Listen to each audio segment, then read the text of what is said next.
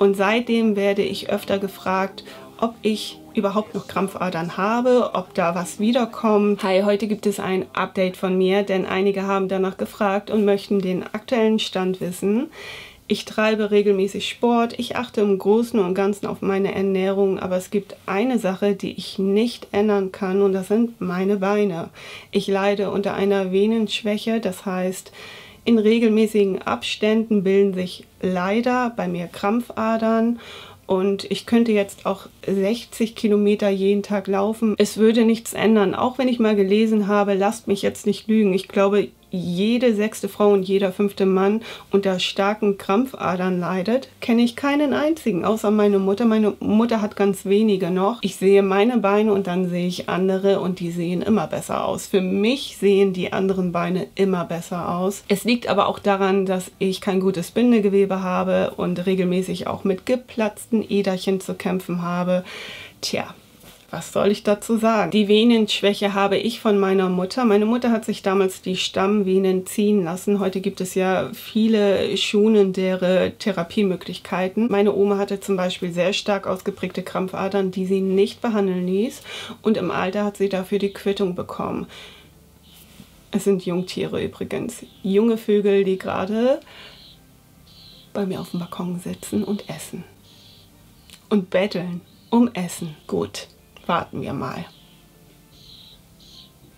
Viele sehen zuerst, glaube ich, eher den Schönheitsaspekt. Die Beule am Knie oder am Bein, die sieht nicht gut aus, die muss weg, ich auch. Das ist mein erster Gedanke, das sieht nicht gut aus. Gibt aber auch die medizinische Notwendigkeit. Nicht jede Krampfader muss sofort oder nicht immer behandelt werden. Oft bleiben Krampfadern 10 bis 20 Jahre harmlos. Es kommt aber immer darauf an, wie dick die sind und welche Venen betroffen sind. Wenn die Stammvene zum Beispiel nicht beschädigt ist oder nur ein bisschen beschädigt ist, dann geht es immer noch. Das sollte man immer untersuchen lassen. Fakt ist leider auch, dass eine erkrankte Vene immer schwächer wird und die Krampfader dann irgendwann platzen kann. Krampfadern erhöhen das Risiko für Gefäßverstopfungen im Bein. Ich bin der Meinung um das 5-fache, und es kann sogar bis in die Lunge hochgehen. Also das Gerinnsel oder ein Teil des Gerinnsels kann bis in die Lunge hochwandern. Durch die Gefäßverstopfung entsteht ein Druck und das kann eine langfristig erkrankte Vene nicht aushalten. Und deswegen ist es notwendig, dann medizinisch einzugreifen, damit die Krampfader nicht platzt. Und die gesetzlichen Krankenkassen in Deutschland, ich weiß nicht, wie das in anderen Ländern ist, kommen für die Behandlung auf. Es sei denn, ihr lasst euch privat behandeln wie ich, dann kommt die gesetzliche Krankenkasse nicht dafür auf. Aber sonst ist das abgedeckt, und auch die Routineuntersuchung, die alle 2 Jahre von der Krankenkasse übernommen wird, die enorm wichtig ist. Ich habe mir damals meine erkrankten Stammvenen per Radiowelle verschweißen lassen. Das ist ein modernes, schonendes Katheterverfahren, ohne Narkose, ohne operativen Eingriff, ohne Narbenbildung. Und seitdem werde ich öfter gefragt, ob ich überhaupt noch Krampfadern habe, ob da was wiederkommt oder wie es aktuell bei mir aussieht. Ich glaube, dass viele vergessen, dass unsere Beine nicht nur durch 4 Hauptvenen bestehen, sondern grundsätzlich viele, viele kleine weitere Venen hat. Ich gehe alle 2 Jahre zur Untersuchung und es ist immer so, dass dann auch eine Vene behandelt werden muss, also mindestens eine.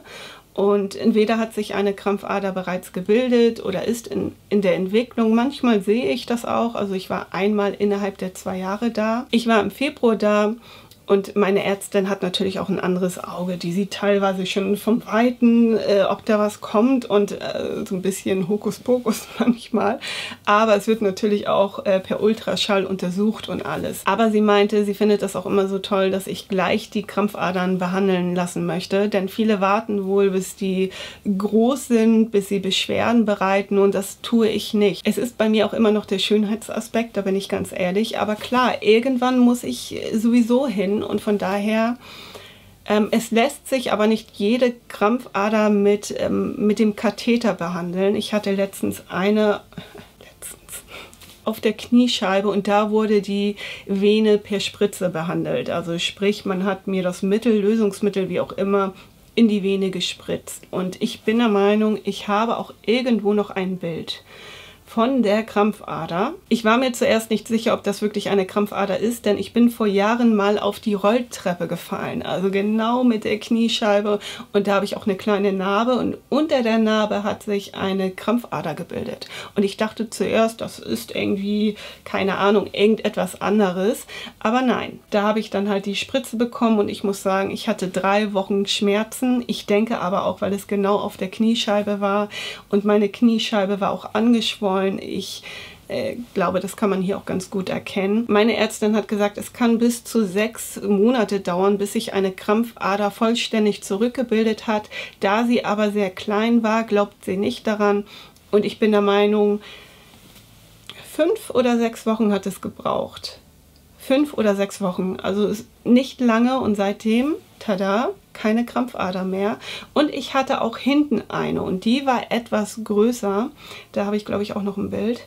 Man sieht es ein bisschen. Da hat sie zu mir gesagt, das kann etwas länger dauern. Also da glaubt sie wirklich 3, 4 Monate. Aber tatsächlich, sie hatte recht, 3 Monate übrigens. 3 Monate. Die Krampfader ist schonend zurückgegangen und was soll ich sagen? Kaum bist du fertig, entwickelt sich eine neue Krampfader. Oder bei mir ist das so. Jetzt kann ich wieder bis Herbst warten. Minimal. Also manchmal hat man den Blick dafür und ja, ich kann euch sagen, ich sehe da etwas. Wenn es keine Notwendigkeit gibt, dann werden die Eingriffe eher in der kälteren Jahreszeit gemacht. Also Frühling, Herbst, Winter. Im Sommer wirklich nur dann, wenn es notwendig ist. Aber man darf zum Beispiel nicht in die Sonne für einige Zeit, ich glaube 6 Wochen, keine Saunagänge, nicht schwimmen, nicht heiß baden, kein Solarium und da ist natürlich der Winter besser für geeignet als der Sommer. Wie gesagt, die Stammvenen sind top, tipptopp. Da hat sich nichts nachgebildet oder da sind keine weiteren Krampfadern gekommen. Wie dann auch, die sind ja auch verschweißt. Aber ich hatte in der Zeit, glaube ich, mehr als 5. 7 oder 8 neue Krampfadern, die wirklich mini waren, einige etwas größer, aber sonst eher im Mini-Bereich. Und die habe ich alle behandeln lassen, also alle weg, alle sofort weg. Warum ich mich privat behandeln lasse, ist wirklich Zufall. Ich war vorher bei einer gesetzlichen Praxis oder bei einem gesetzlichen Arzt, wie auch immer, und das war Katastrophe, also wirklich Katastrophe. Und dann bin ich durch Zufall dorthin gekommen oder durch Zufall habe ich dann diese Privatklinik gesehen oder recherchiert und seitdem bin ich da, ich bin zufrieden, ich fühle mich gut aufgehoben und deswegen zahle ich das dann auch aus eigener Tasche. Aber mal sehen, ich bin ja auch nicht so oft da, alle 2 Jahre, gut. Ich habe sie aber gefragt, ob sie denkt, dass ich jetzt hier regelmäßig herkommen muss, weil es nervt wirklich.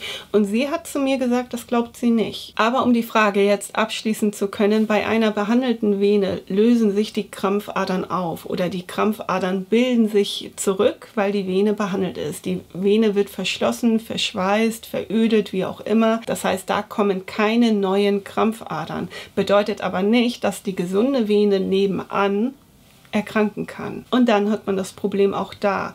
Ob es dann notwendig ist, die Krampfader zu behandeln, das entscheidet nur der Arzt. Das muss der Arzt untersuchen und der kann dann entscheiden, ja oder nein oder vielleicht noch warten oder vielleicht nicht warten, wer weiß. Aber grundsätzlich heißt es nicht, dass man nie wieder Krampfadern bekommt. Es ist manchmal schon ein komisches Gefühl, wenn man weiß, man hat eine Venenschwäche und man kann dagegen nichts tun. Man kann nichts ändern oder man kann es nicht verhindern. Also man wartet auf die nächste Krampfader oder eben auch nicht, ne? Also ich hoffe, irgendwann ist dann auch mal gut. Ich bin glücklich darüber, dass es heutzutage schonende Möglichkeiten gibt, ohne Narben, also narbenfrei, weil sonst könnte ich hier eine Strichliste führen, wirklich. Und ich bin vor allem auch die trotzdem kurze Hosen anzieht oder so, ne? Also ey, da kenne ich ja gar nichts noch. Cellulite dazu, ja, das ist alles perfekt, das ist, ach komm ey. Weißt du, mit manchen Dingen muss man einfach umgehen können. Mehr oder weniger. Schreibt mir mal in die Kommentare, wie es bei euch aussieht. Ich bedanke mich fürs Einschalten und wünsche euch eine schöne Woche. Bis bald. Tschüss. Tschüss. Tschüss.